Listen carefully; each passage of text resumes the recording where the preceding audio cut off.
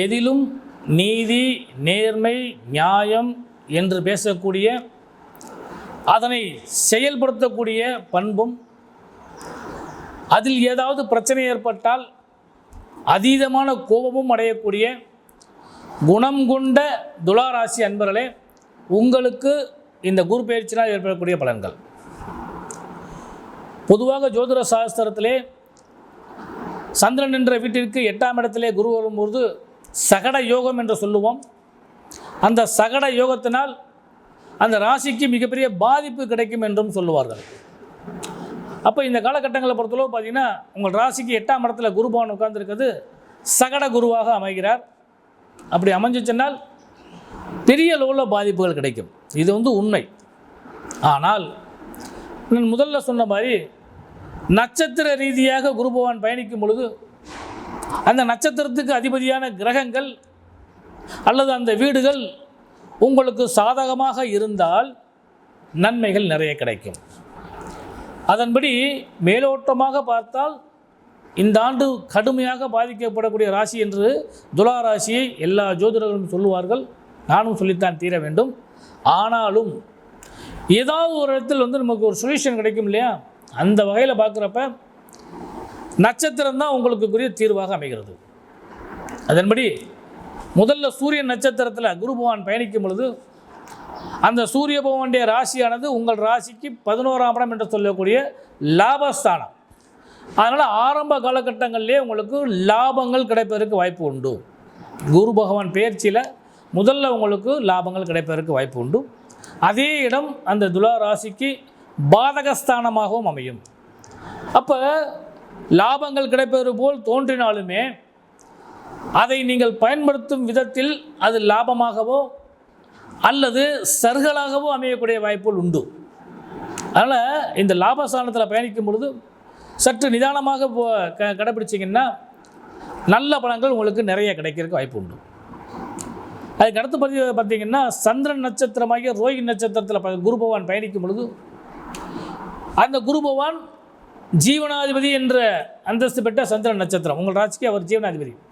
அப்போ தொழில் ரீதியாக மிகப்பெரிய லாபத்தை சந்திக்கக்கூடிய வாய்ப்பு. தொழிலில் பார்த்திங்கன்னா புது முயற்சிகள் செய்கிறதுக்கான வாய்ப்பு, தொழிலாளர்களுடைய ஒத்துழைப்பு கிடைக்கிறதுக்கான வாய்ப்பு, வியாபாரத்தில் அள்ளி முதலீடு செய்கிறதுக்கான வாய்ப்பு, இது எல்லாமே நல்லபடியாக கிடைக்கிறதுக்கு தொழில் ஜீவனஸ்தானம் வலுப்பெறும். அதுலேயும் குறிப்பாக பார்த்திங்கன்னா இந்த கலைத்துறை, சினிமாத்துறை இருக்கிறவங்களும் பார்த்திங்கன்னா கேட்ட இடத்துலலாம் பணம் கிடைக்கும், படம் எடுக்கிறதுக்கான வாய்ப்பு கிடைக்கும். கலைத்துறை சார்ந்தவங்களுக்கு பூரா நண்பர்களுக்கு பூரா நிறைய அள்ளி கொடுக்குறதுக்கான வாய்ப்பு உண்டு. அதே நேரத்தில் நான் முதல் சொன்ன மாதிரி நிதானமான போக்கு, அதுதான். ஏன்னா குரு பகவான் அள்ளி கொடுக்கவும் செய்கிறார், கடிவாளத்தை கையில் வைத்திருக்கவும் செய்கிறார். அதனால் கொஞ்சம் கவனமாக இருக்கணும். ஏன்னா துலா ராசிக்கு அந்த குரு பகவான் யார் என்று பார்க்கும் பொழுது நான் முதல்ல சொன்ன மாதிரி துளாராசி என்பது சுக்கிரனுடைய வீடு. சுக்கிரன் என்பவர் அசுர குரு. குரு பகவான் பிரகஸ்பதி, அவர் தேவர்களுக்கு குரு. 2 பேருக்குமே எப்பயுமே ஆகாது. அந்த துளாராசிக்கு குரு பகவான் 3, 6 என்று ஆதிபத்தியம் பெறுகிறார். 3ஆம் இடம் என்றால் முயற்சி ஸ்தானம். அப்போ முயற்சி என்றால் உங்களுடைய சுய முயற்சி, தைரியம், வீரியம், கீர்த்தி, புகழ் இவைகளெல்லாம் அள்ளித்தருவதற்கு வாய்ப்பு பெற்றவர். அவர் தான் 8ஆம் இடத்தில் அமர்றார். அப்போ ஒரு புகழ் அடையும் பொழுது அந்த புகழை சரியான முறையில் நீங்கள் பயன்படுத்தினீங்கன்னால் அந்த புகழானது உச்சியை நோக்கி செல்லும். எவராக இருந்தாலும் எளிதில் புகழடைந்து விடலாம், எவராக இருந்தாலுமே ஜெயிச்சிடலாம். ஆனால் அந்த வெற்றியை தக்க வைப்பதில் தான் மிகப்பெரிய பாயிண்டே இருக்குது. அப்போ அந்த வெற்றியை தக்க வைப்பது உங்கள் கையில் இருக்கிறது. இப்போ குரு பகவான் 8ஆம் இடத்துல உட்கார்ந்துருக்கும் பொழுது அந்த வெற்றியை தட்டி பறிப்பதற்கு அல்லது அந்த வெற்றியிலே ஏற்படக்கூடிய லாபத்தை பகிர்ந்து கொள்வதற்கு நபர்கள் வருவார்கள். அப்போ அவர்கள்ட்ட இருந்து இங்கே எச்சரிக்கையாக இருக்க வேண்டும். இதுதான் முதல் விஷயம். தைரியம், வீரியம், கீர்த்தி, புகழ் இவைகளில் இருந்து உங்களுக்கு லாபங்கள் கிடைத்தாலும் அதை தட்டி பறிப்பதற்கான வாய்ப்புகளும் வரும். அதனை நீங்கள் சரியான முறையில் பயன்படுத்திக்கங்க. அடுத்து 6ஆம் இடத்து அதிபதினு சொல்லும்போது 6ஆம் இடம் என்பது உழைப்பு, கடன், நோய், வம்பு, வழக்கு இவைகளெல்லாம் 8ஆம் இடத்தில் அமரும் பொழுது பிரச்சனை பெரும் பிரச்சனையாக மாறும்.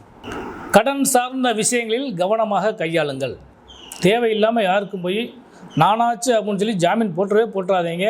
இது இந்த காலகட்டங்களுக்கு உங்களுக்கு சாதகமான பலனாக இருக்கிறதுக்கு வாய்ப்பில்லை, நிச்சயமாக கிடையாது. அடுத்து நோய். இந்த நோயை சிறுசாக இருக்கும் பொழுதே அதை சரியான முறையில் அதை க்யூர் பண்ணிடுங்க. ஒரு சின்ன புண்ணு தானே அப்படின்னு சொல்லி விட்டீங்கன்னால் அந்த புண்ணு பெருசாகிறதுக்கான வாய்ப்புகள் உண்டு. அதே வம்பு வழக்கை பொறுத்தளவுக்கு பார்த்திங்கன்னா யார்கிட்டையும் பெரிய அளவுக்கு போய் தேவையில்லாத விஷயங்களில் மூக்கு நுழைக்க வேண்டவே வேண்டாம் என்று தான் சொல்லுவோம். என்ன கடன் நோய் வம்பு வழக்கு 8ஆம் பாவத்தில் இருக்கும் பொழுது கை கோர்த்து வரும்னு சொல்லுவோம். அப்போ சின்ன விஷயமே பெரிய பூதாகரமாக மாறிக்கூட இருக்கிற வாய்ப்பு உண்டு. அதனால் அந்த விஷயங்கள்லாம் கொஞ்சம் கவனமாக இருந்துங்க. அப்போ இது பயமுறுத்துவது போல் தோன்றினாலும் உண்மை நிகழ்ச்சியும் அதுதான். அப்போ தொழில் வியாபாரம் செய்கிறவங்களுக்கு இந்த வருஷம் அருமையான பலன்கள் தரும். உத்தியோகத்தில் இருப்பவங்களுக்கு லாபங்கள் தரும். நான் முதல் சொன்ன மாதிரி உத்தியோகத்தில் இருக்கவங்களை பொறுத்தளவு பார்த்திங்கன்னா, அதுவும் ராஜ உத்தியோகத்தில் இருக்கவங்களுக்கு பார்த்திங்கன்னா வேலைகள் உங்களுக்கு சுலபமாக இருக்கிற மாதிரி தெரியும். ஆனால் ஒரு வேலைக்கு 2 வேலையாக செய்யக்கூடிய வாய்ப்புகள் கிடைக்கும். வியாபாரிகளுக்கும் வியாபாரம் அதிகமாக இருக்கிறது போல் தோன்றும். அதில் நிறைய கடன் நிறைய வாங்கிக்கிங்கிற மாதிரி வருவாங்க. அந்த கடனை நிறைய வாங்கி நீங்கள் கடனாளி ஆகாமல் இருந்து பார்த்துக்கங்க. உடல்நிலைகளை பொறுத்தளவுக்கும் அதே மாதிரியான விஷயம். இப்போ லாபம் என்னன்னு சொல்லி பார்த்தீங்கன்னா ரொம்ப முக்கியமான விஷயமே பெண்களுக்கு தான். கணவன் மனைவி உறவில் அந்யோன்யம் ஏற்படும், பலம் ஏற்படும். பலகீனங்கள் எல்லாம் பலமாக மாற்றப்படக்கூடிய வாய்ப்புகள் உண்டு. இதுவரை இருந்து வந்த பிரச்சனைகள் எல்லாம் நீங்கி சுபத்தன்மையை அடையக்கூடிய அளவுக்கு வாய்ப்புகள் உண்டு. பலமான யோகம் உண்டு. எதிர்பார்த்த மங்கள விஷயங்கள் சற்று போராட்டத்தோடு கூடிய வெற்றியை காணக்கூடிய வாய்ப்பு கிடைக்கும். சுலபமாக அந்த வெற்றி கிடைக்காட்டினாலும் கொஞ்சம் போராடினால் வெற்றி கிடைக்கிற அளவுக்கு வாய்ப்பு உண்டு. அதனால் துளாராசி அன்பர்களை பொறுத்தளவுக்கு இந்த ஆண்டு நல்ல பலன்கள் நிறைய கிடைப்பதற்கான வாய்ப்பு இருந்தாலும் அதனை சிறிது உங்கள் கவனத்தோடு பயன்படுத்துகிறீங்கனால் இந்த ஆண்டு உங்களுக்கு நல்ல பலன்கள் நிச்சயமாக கிடைக்கும். எல்லாம் வல்ல குரு அருள் உங்களுக்கு பரிபூர்ணமாக கிடைத்திட ஜோதிடரின் இணைய நல்வாழ்த்துக்கள்.